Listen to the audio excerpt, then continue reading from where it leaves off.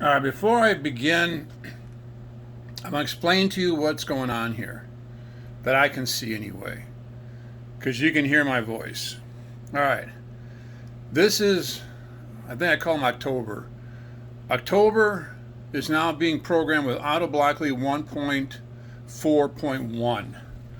Okay, and you can see it's not the same as the 1.42. All right, this is how I have it set up, and I have two homes in there. All right, and this is now doing exactly what I wanted to do. I thought my theory was right. But take a look at that really good, and now I'm going to go back over to this. I'm going to turn it on, and you'll see what I mean about walking for a loop and then stopping back to home position. And then I'll do one for 1.42 and see exactly how much more different it is. It's calibrated, walks, stops, walks, stops, and goes back to home and stays in that position.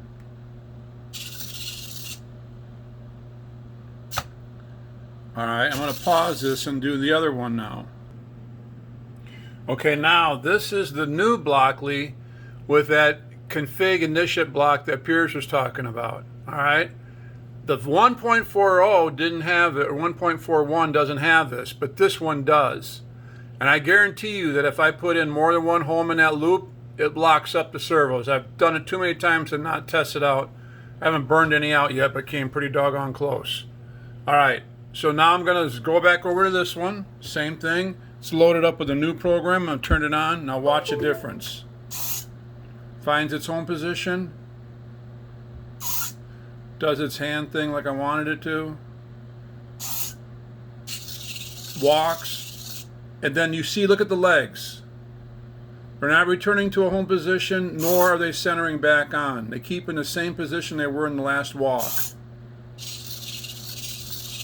And if you look at them really close, they're not following the calibration. That's what I'm talking about, guys. Until we get this fixed, or until the programs are working the same, this is not going to work.